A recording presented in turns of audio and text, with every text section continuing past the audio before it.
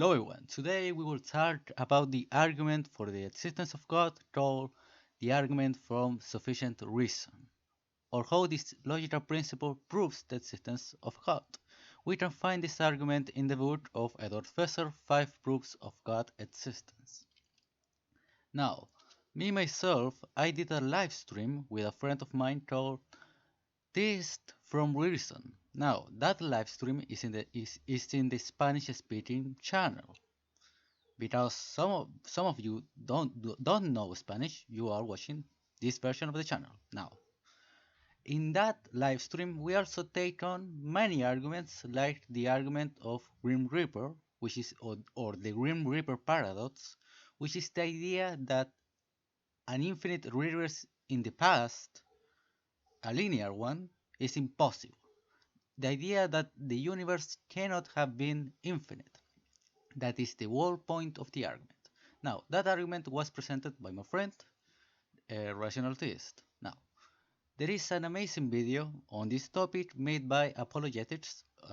I forgot the the last Apologetics and something, but it's this guy with this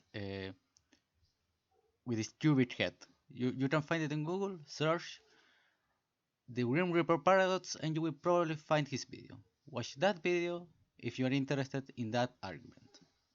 So in my case, I will do the same thing I did in the live stream, which is the idea that I'm going to present the argument of fesers.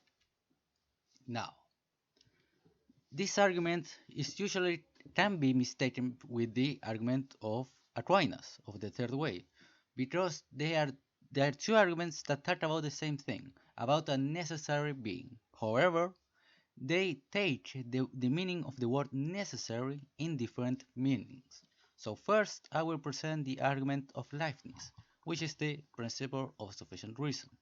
Now, what is this principle?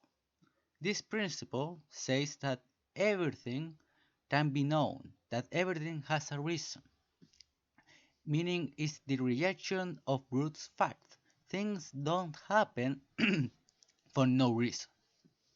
Now, this is highly intuitive. We assume that the world we encounter is intelligible and rational, applying this principle in our daily experience. If someone sends me a letter and that letter says, "You're stupid," I'm not assuming this letter appeared out of nowhere, out of thin air, like poop.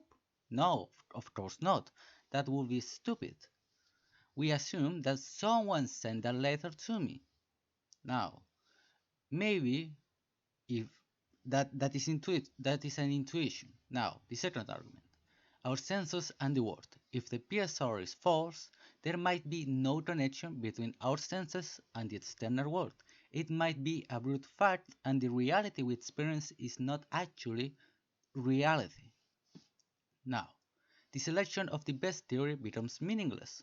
When we seek to understand the world, we present hypotheses and theories, choosing the one that is most rational, that the one that explains more information with the fewest presuppositions. Now, for example, if I have 20 atheist arguments, they are all very amazing arguments, very strong, and all of them explain why there cannot be a God. Okay? However, it could be that the existence of God is just a brute fact. Maybe there is no reason for it. God exists and there is no reason for it. But of course, that would be stupid. That would not make sense.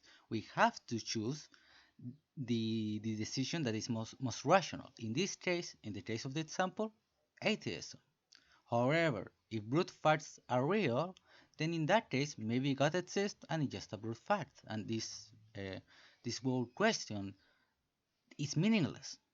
But of course, that doesn't make any sense. Now, science demonstrates the PSR. The effectiveness of science explaining reality is a clear demonstration that the entire of reality is explainable. When we do science, we always explain things. When we do biology, physics, chemics, everything. We can always explain reality and we can understand it. And if we cannot understand something now, we assume we can understand it later. Now, even the existence of a single brute fact is an immense problem. It could be that almost all of reality is explicable. However, there is a single inexplicable fact. But a single inexplicable fact could be that our existence is merely a simulation, or maybe it's a banana and there is no reason for it. Maybe the existence we are experiencing is actually not real. It appears to be rational, it appears to make sense, but the actuality is only simulation. And why? Well, it's just a brute fact. So, of course, this mentality of brute facts will return us to the Dark Ages, which in actuality they did not exist, but you get the point. It's a very bad idea. So, the principle of sufficient reason is true. Therefore, every contingent being has its explanation in another being. For example, my book has an explanation in the person who wrote that book. It could be that this series of contingent beings is also contingent, depending on another series. For example, the universe. The universe could be contingent and it could be explained with another universe, a multiverse. However, if we explain one universe with another universe and another universe, then we have a hierarchical series. And as I have, I and as I'm sorry. As I already have explained in my other videos, an infinite series is impossible. Why? Because each member depends on the one before it.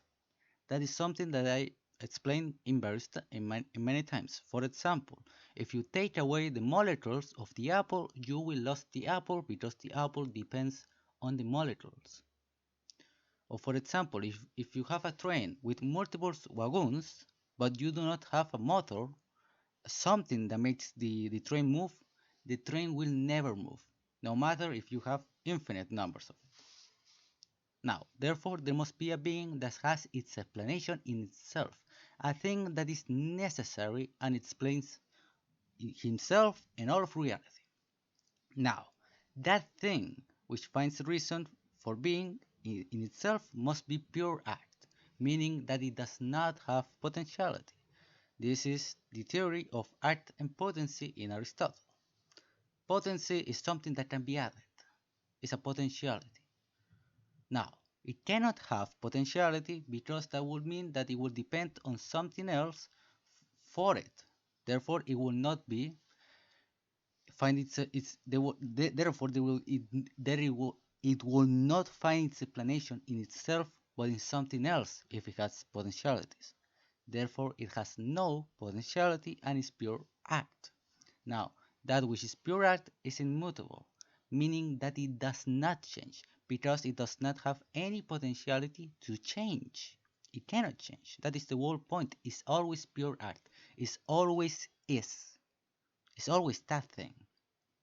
Therefore, there is no change, and something that does not change is eternal because it's always the same.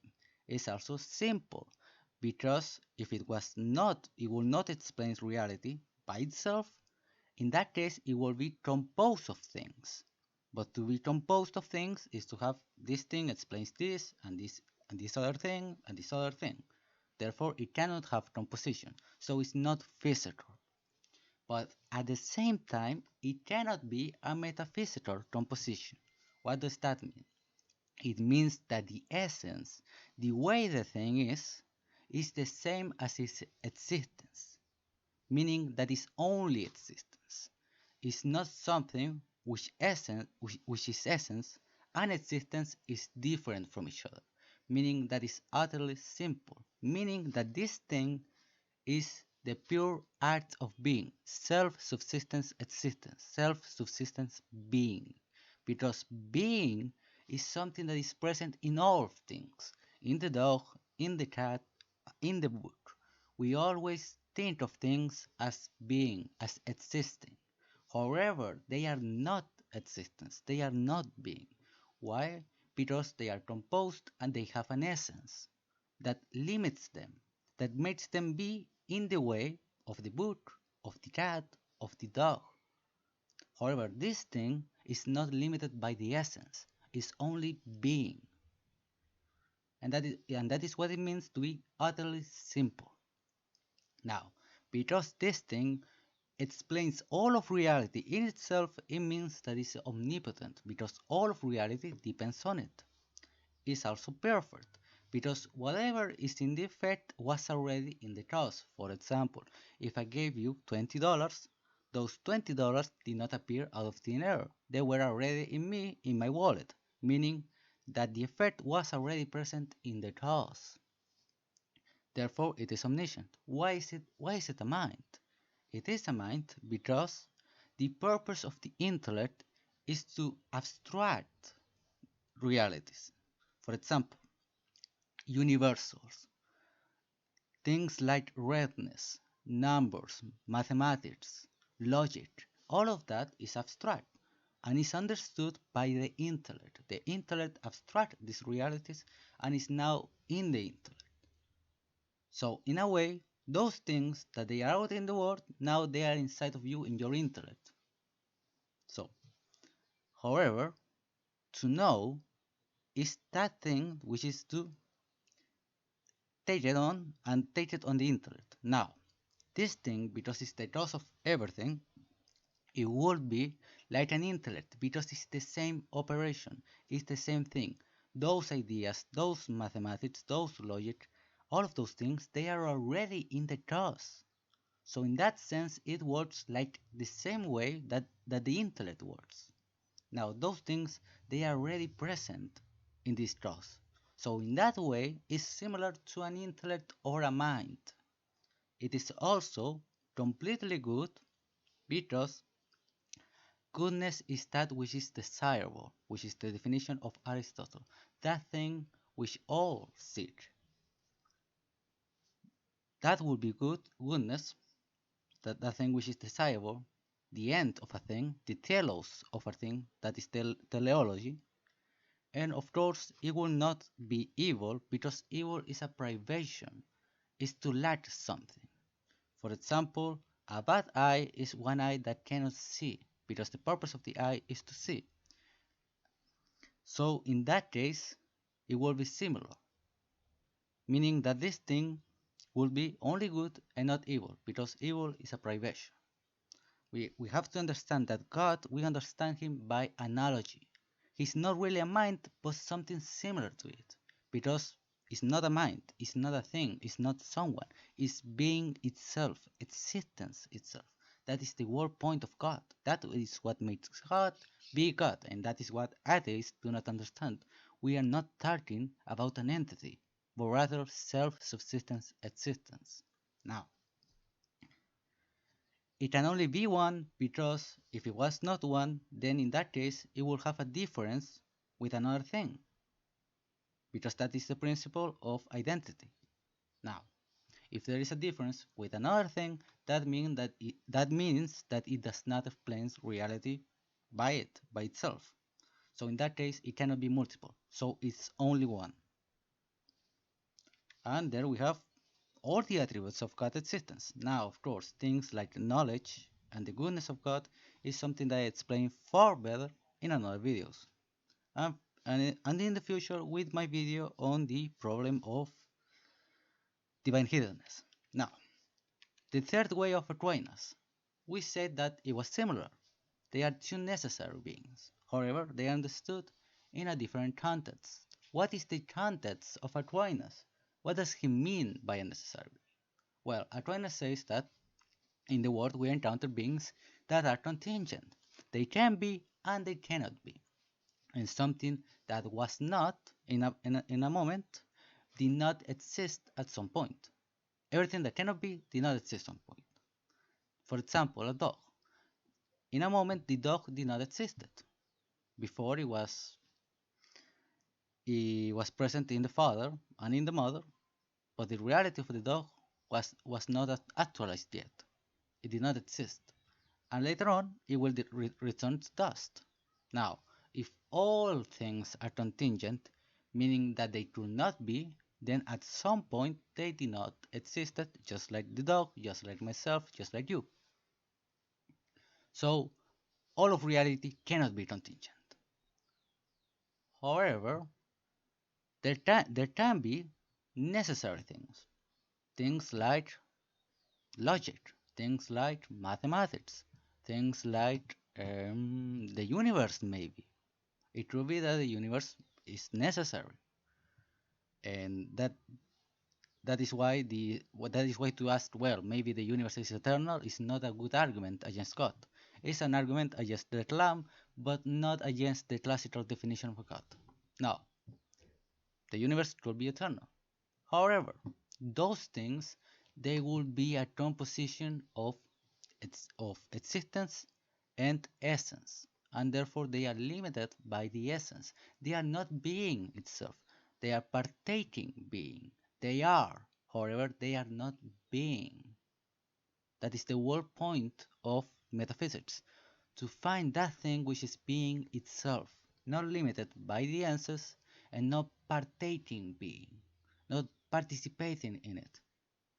Now, that thing that identifies with existence itself is the pure act of being, with no difference in its essence and existence. It does not receive the being from anyone, but it is being itself, meaning that it will not have potentiality or dependence on anyone, meaning that is pure art, and as we have already explained back then, what it means to be pure art, what it means to be eternal, what it means to be immutable, we can understand all the key divine attributes that made God be God. So I'm not going to explain the thing because I have already done, and I have done far better in another videos. So that will be the argument of the necessary being.